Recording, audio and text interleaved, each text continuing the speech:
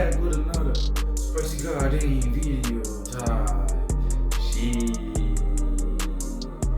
Hey man, what's going on everybody? It's your boy back and then again with another dropping time shit. Anyways, y'all know it, y'all heard it, your boy's blowing up. Not really blowing up, but I'm trying to blow up here. So please like the video, guys. Let's try to get this video to as much. Oh, I haven't explained what the video is all about. Alright, so the video is a reaction video. That's all my title. It's a reaction video. Yeah. So, I'm gonna do a reaction video to y'all. Yeah. I wanna do this for the car lovers, you feel me? So, if you know you're a car lover, right. I'm your boy Spicy D, and I welcome you to Spicy D. I should give that a name. My reaction. Rebel Rides Reaction. Oh, that sounds perfect. Rebel Rides Reaction. Alright, let's do that again. Hey, what you doing? What's good, YouTube? This is your... Nah, I should do like a tone.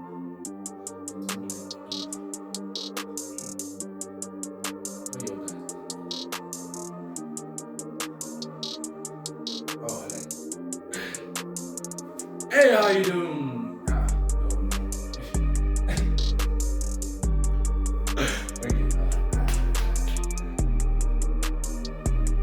How you doing, everybody? It's your boy Spicy D, and welcome to Rebel Rides. Then there has to be like a car like going. I don't know how to edit that, but there has to be a car like going.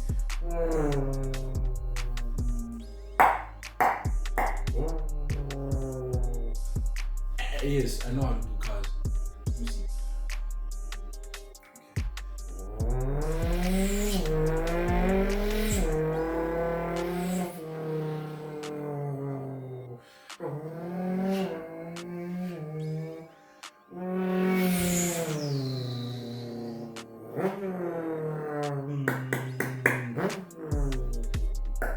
Anyways, without any further ado of my nonsense, let's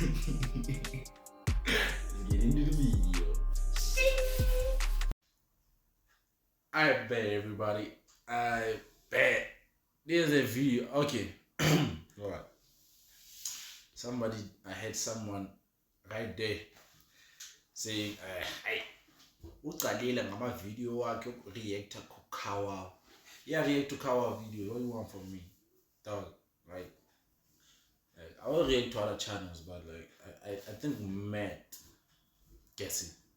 Matt gets it all. Like like Matt. Okay, no, let me not try to explain. Like this is the new Volkswagen. Whenever South Africa reviews Volkswagen, the VW type shit. Passat. But anyways, let's get into the video. Okay, I'll put the link to the video. Like, yeah, I'll put the link or the description to this video, so that if you want to watch it without me being on the screen, you can watch it. You feel? So at the moment, let's look at Matt do his thing, yeah. And I'm gonna react. No, I'm not gonna stay quiet. People say I be quiet, so I'm gonna react. Yeah. So without any further ado, let's listen to Matt. That has a special button which turns it into a luxury car. James, would you like a massage? Oh, yes, please. Right there. I'm not going to do it myself. I'm just going to press this. That'll cost you 50 quid, by the way. Oh. So, this is the all-new Volkswagen Passat, and for the first time ever, it's only available as an estate car. They've also made it longer, given it some new engines and some new tech, and we're going to check all of that out. So, the range starts from £38,000. The R-Line, which is the top of three. Why am I just £31,000? thing that I'm shooting with my phone. I'll check.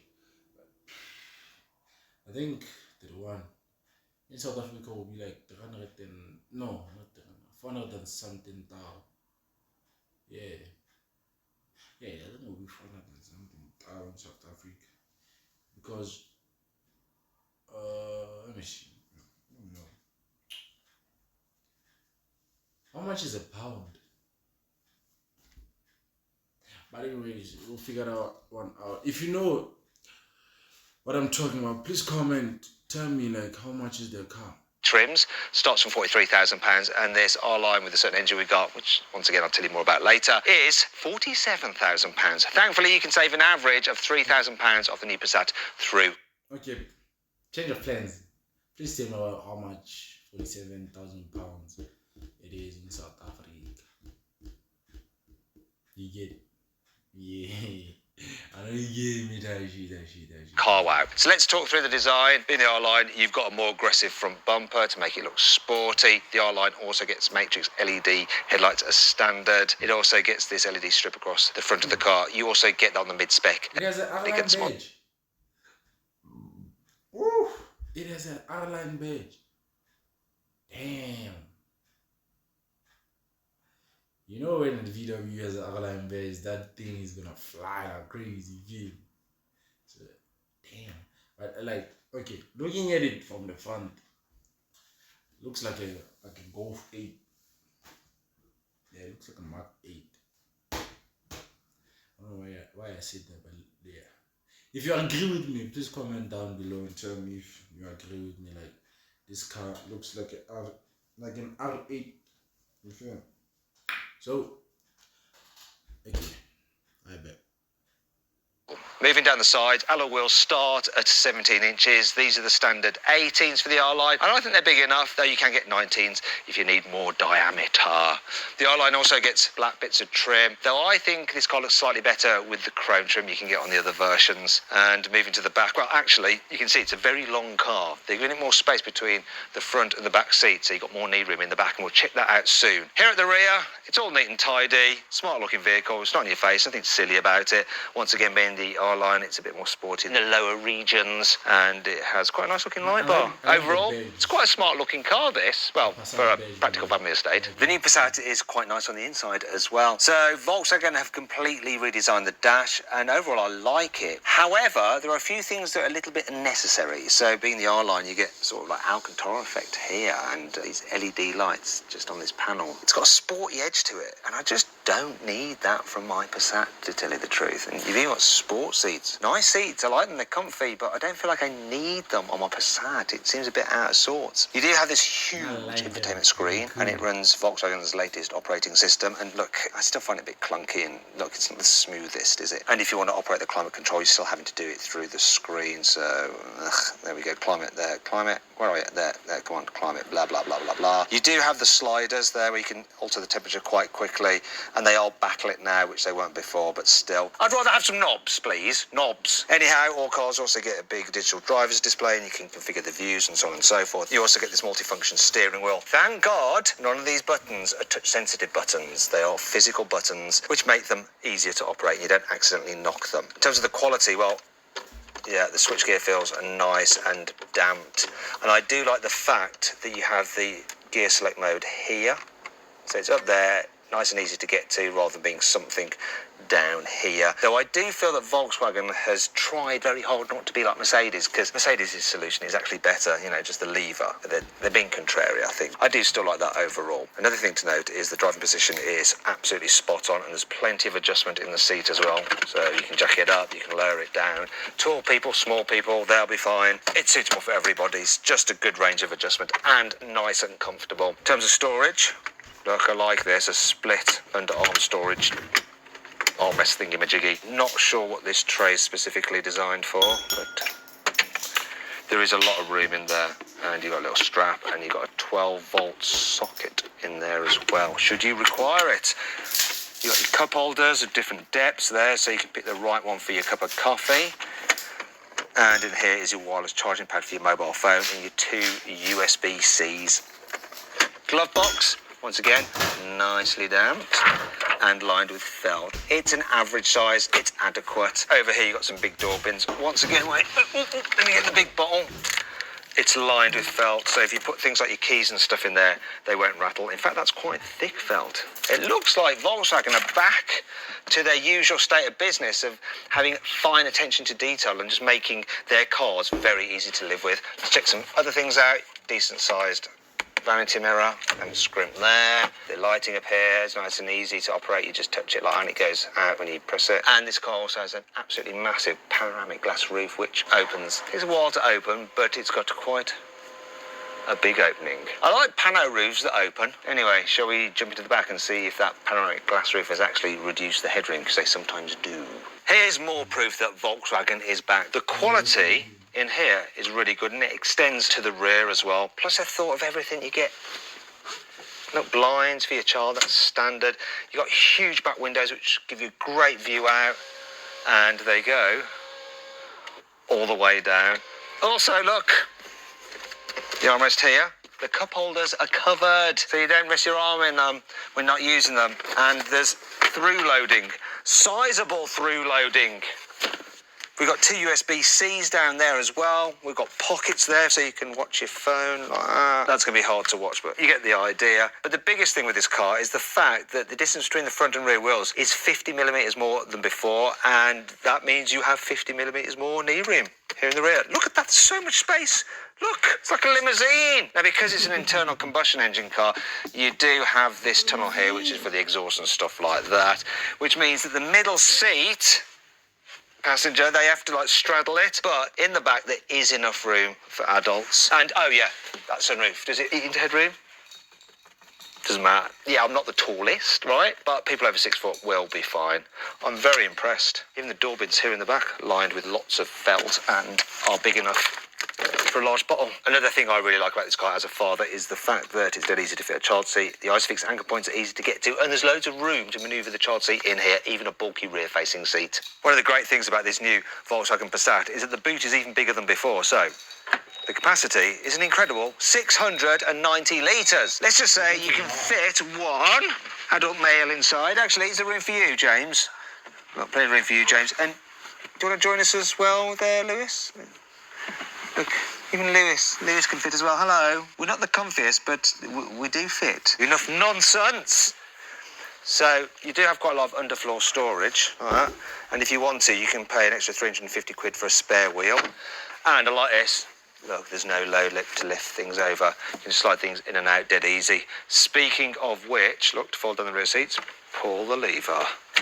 Just give it a pull. And look at the amount of space there. So if you've fallen out with your partner and you have to move out the house for a bit while things calm down, you can live in your Volkswagen Passat. We've got hooks to hang things off. That's actually funny. Yeah, that is funny. But it's livable. There's some space. That's like a king size Nia. It's like a king size Nia. It's smart and it's funny. So if any Bruella that is scared, he might get caught. You should buy a Passat, fan. You know, if I'm tall, I'm tall, Passat, or you should be some body more. Until things settle, you feel me? So, but it's okay. It's that. We have the obvious tether points, more hooks and stuff here, but there's also, come on, there it is, 12-volt socket. What's not so good though is that if you get the plug-in hybrid version of this car, the batteries underneath the boot floor means that the actual load capacity is reduced by 160 litres. And that brings me on to 5 annoying things about the VW Passat. Sometimes when you turn the car on, it can take ages for it to load settings. Yeah, it's annoying. I think what's also annoying, the voice commands sometimes just pipe up when you're driving along, and it's not as if you've actually given them a command. What is the remaining range? Cancel, clear, shut up, go away. I don't know, what, go away. I have no idea why it does that. The sporty R-line seats are quite wide here, and the integrated headrest blocks your view if you're in the back, so if you want to see where you're going, you really do have to crane your neck around like that. And I'm the kind of person that has to do that because I like to see where I'm going to prevent myself getting car sick. The definition of the reversing camera is really low res, and it's made worse because it's like I get car sick, like getting car sick, guys, is bad. Like get nauseous, your taste, like your taste buds, like you have this weird taste and you start getting a headache. It's not really a headache, but it feels like a headache, and it's really bad. So being car sick, it's bad. That's why I like driving, you know. I want to be the one driving, or be the left passenger. You feel me? You want to be on the left, you know, just see the road. I want to see where I'm going. Because if I don't see the road, or even if I'm like sitting on the left and I keep myself like looking on the phone, like you start to get that thing, and when you go up and you see like the thing is already there, you can't stop it. You know, if you drink water, eat spicy food, or eat something like that's gonna take it away, or like focus on something. Being road sick is bad. Like, even though I'm not a vomiting person or throw up person, like it's bad. Be like, ugh. You don't like you can't throw up, but be like, ugh. Ugh. Yeah, like that. You really do have to crane your neck around like that. And I'm the kind of person that has to do that because I like to see where I'm going to prevent myself getting car sick. The definition of the reversing camera is really low res, and it's made worse because it's displayed on such a big screen. You have to be careful when you take the car to a hand car wash that the person washing the car doesn't just lift up your wiper blades to clean underneath them, because you've got to remember to put the car into service mode. Service mode! Obviously you have to do that through the screen. There you go, now you can get them out and clean underneath. As with all new cars, you have speed limit warning and lane keeping assist, and they're default to on. So in this car, to turn them off, which you're probably going to want to do, you have to then press this little icon on the screen, then you have to get into list, and then you scan down and then toggle the one that you want, and then by that point you've crashed. It's not all negative though. Here's 5 good things about this car. So I love how the parcel shelf automatically retracts when you open the boot, so you've got easy access. Plus, it's relatively easy to remove, and it's not going to get yeeted because I can actually fit it underneath this false floor. There we go. There's Isofix on the front passenger seat, so you can keep your big baby next to you. Oh, lovely. Just like with a Skoda, you have umbrellas in the door. Look at that. Really handy on a day like today. That's probably going to cause it to rain. The USB ports can deliver 45 watts of power, which means, oh look, you can charge your laptop. You get adaptive cruise control as standard on all models. Something you'd have to pay extra for if you're going for one of the premium German brands. I'm going to talk you through the engine choices on the new Passat. So I'll just pop the bonnet. This car has the 1.5 litre turbo petrol. It's the entry-level engine, and it's mated to a 7-speed dual-clutch automatic gearbox. It puts out 150 horsepower. You can also get this engine with a plug-in hybrid system.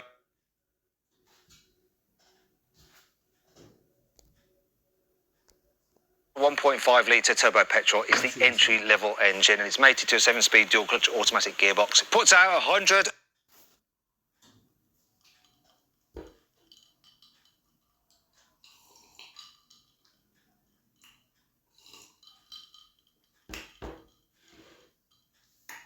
And fucking okay, my bad. My bad. Sorry. I'm sorry. I'm very sorry.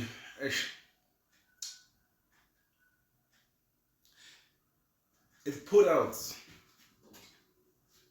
a class of 150. That's bad.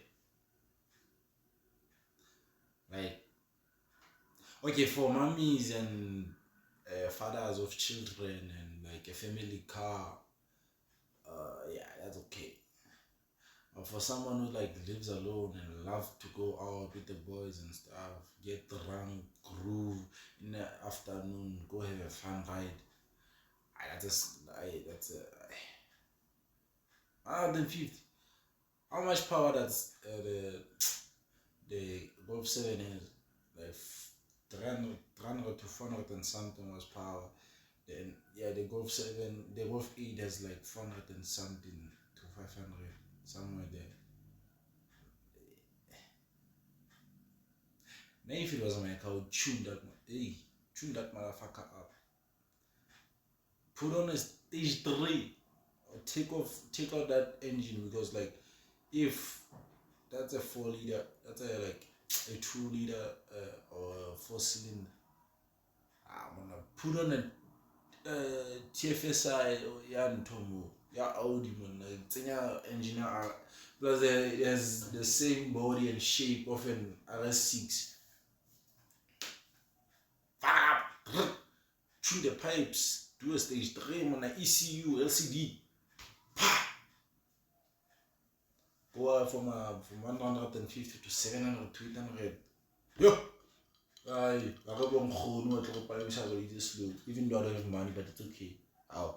And 50 horsepower. You can also get this engine with a plug-in hybrid system, and there's two choices, 204 horsepower or 272 horsepower. Those also have front-wheel drive and a 6-speed automatic gearbox. Now, you're probably going to want to go for one of the plug-in hybrids if you're a company car driver. Reason being, they can drive over 70 miles on electric power alone, which means their CO2 emissions figure is really low. It's like 10 grams per kilometre. So you'll save some money getting those over a normal internal combustion engine version. But which combination of the Passat should you go for? So I've configured my ideal car. To find out what it is and the saving through CarWow, click on the pop-out banner appearing in the top right-hand corner of the screen, or follow the QR code, which is on your screen now.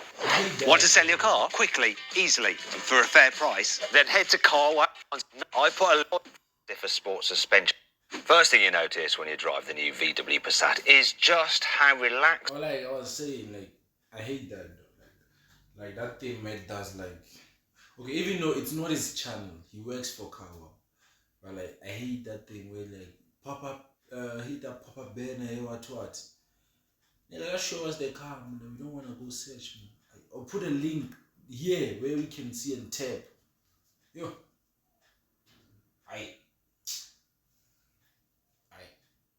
but it's okay.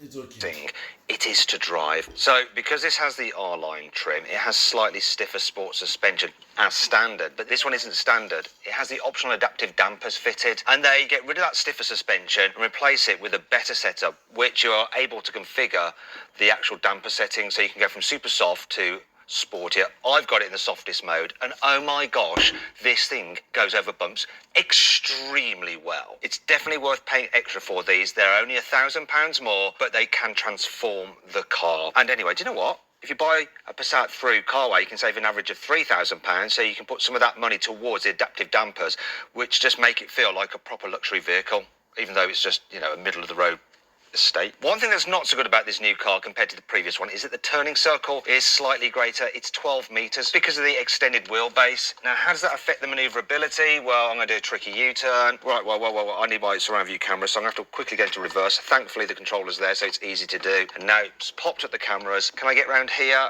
Oh, it's going to be close, but no cigar. If I was in a Mercedes C-Class, I'd have made it round, because this has a turning circle of 12 metres and the Mercedes is around 11 metres. That is a bit of a shame because it does affect the manoeuvrability of this car. Another thing that makes it a little bit awkward is the thick pillars there. They do create a blind spot, but that's about it. The view out the back window is really good for an estate car. Steering's nice and light, of course, and the brakes, smooth, progressive, what you expect. They're not grabby. The only thing that's a bit of a problem can sometimes be the automatic gearbox. Can be a bit jerky when you're going really slowly or shunting along in traffic. And there's another problem with it, which I'll explain in a moment. But just for driving around town, it is very, very relaxing. One of the things that helps it be relaxing is the weight or lack of it compared to, you know, electric cars. So this thing weighs in at 1.5 tons. The plug-in hybrids are about 200 kilos heavier, and I think that's going to affect their comfort, because the heavier a car is, you have to fit it with stiffer suspension to stop it leaning so much in the bends. And that's one of my problems with electric cars.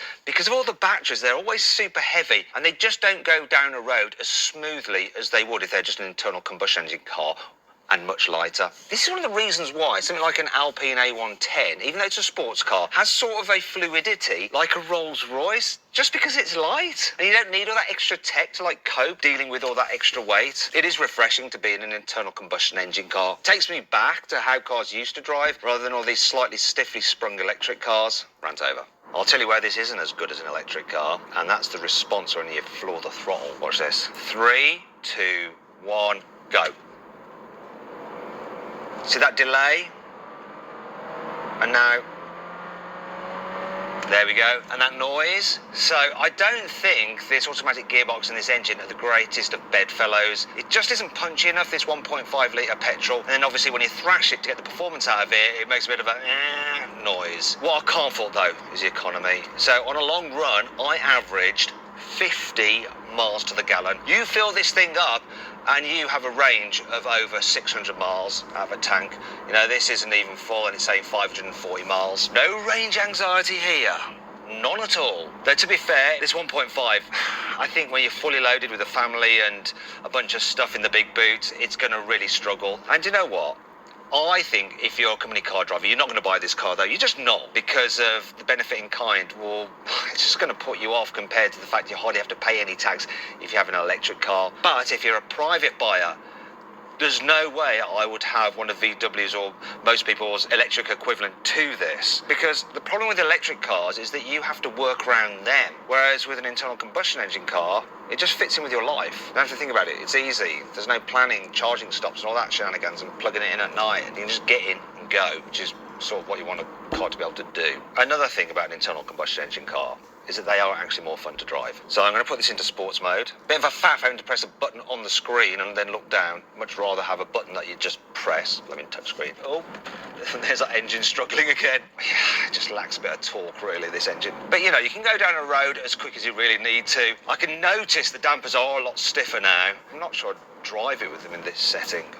I'd still keep it in comfort, but it will keep it flatter in the bends. And because it's not a super heavy electric car, it actually handles really well. It's all predictable, just grips at the front end, back end follows it as you'd expect. You can go along as fast as you ever need to, but I'm definitely getting out of sports mode because it's pointless. I've got to say, this is a great long distance cruiser. It's quiet, especially with the acoustic pack fitted to this car. The seats are so comfortable.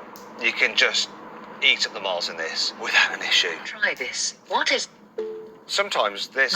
I'm not sure. What's this Sorry. all about? Sometimes the car just chimes in randomly, like you've activated the voice commands, even though you haven't. And it starts doing this kind of nonsense. Why not try this? What is the remaining range? Cancel. From ChatGPT, I'm here to assist you. Clear, clear, shut up, go away. I don't need... What? Go away. That's a big one, isn't it? Yeah, so they told me. Volkswagen says this car did 0 to 60 in 9.2 seconds. But I'm going to find out for myself using my specialist timing gear. I'm going to launch it. I'm in sports mode. I've got the traction control off. Doesn't seem to have launch. Okay. Put your bets on. So the car, the video research the car will do 9.2. My bet is on, because I know their cars are, they deliver better than they say, so I'm gonna say 8.7 or 8.9. I'm there, 8.7 or 8.9. Putting my money on it, even I don't have like ish. I'm gonna go back to doing forex, guys. This broke thing doesn't suit me, guys. I like making money. I love making money, guys. Anyways, before I forget, guys, please like the video, guys. Subscribe to the channel. Hit that post notification button so that you get notified every time the boy drops a video. Please like the video, guys. Let's try to get this like road to 100 subs. Road to 100 subs. When we get there, road to 200. When you get like, it's a way to get there. You feel? So please subscribe to the channel. Hit that post notification. Right? I know my Bruelas, my friends. I'm not gonna name you, like, you know, that white guy, and that guy, and that hairy, like, his hair is like this, and he has a hair like, hey man, I'm busy, man. What about that? Yeah? Hey, you busy, man. Get out of the bed, no, Nagata. My bad. I'm sorry. Go ahead, please.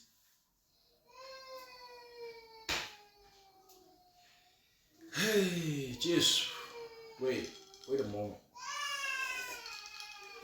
Go, man. Try. Usa diama shot. I don't know who diama shot. Usa diama shot. Usa. Bon. Number 2 tiawal. Shh. Told. Lamu. Let's go, boy. No. Sharp. No, nyaka gata benda o nzima. Eish. One. Got juice.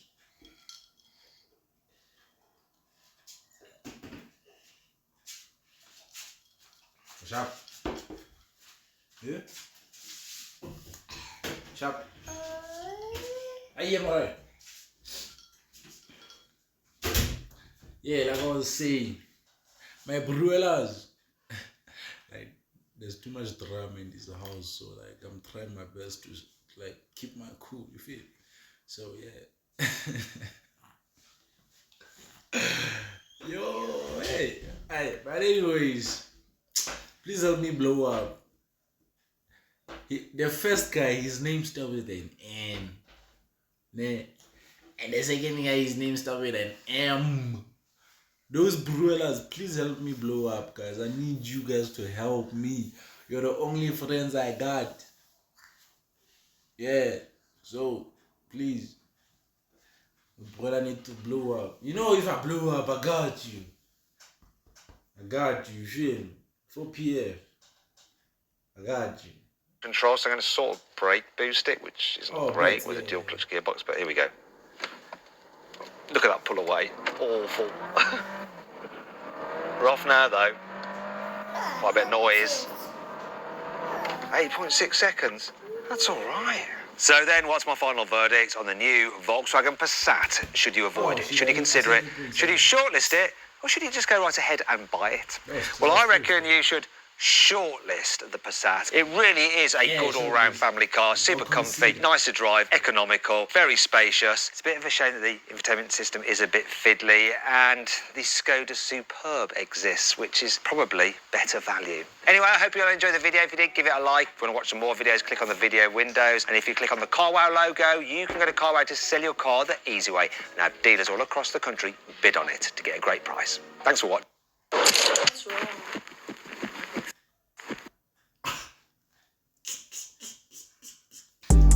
I beg a little bit. Oh shit.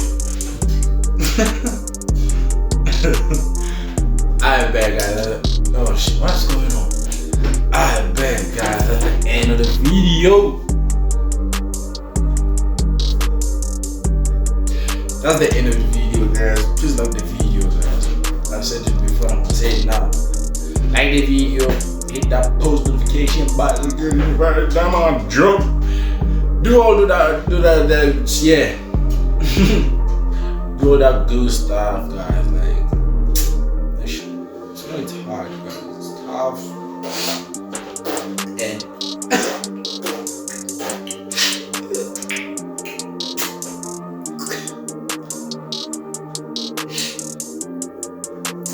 it's tough.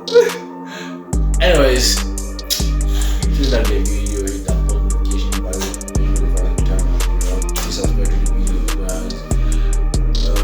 Yeah. Go away. Nafas. Nafas. Yeah. You go walk. Oh, but how does that go?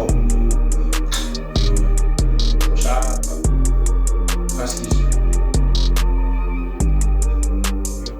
Anyways, please like the video, guys. Subscribe. Without any further ado, let's get into the next video type shit. Ow!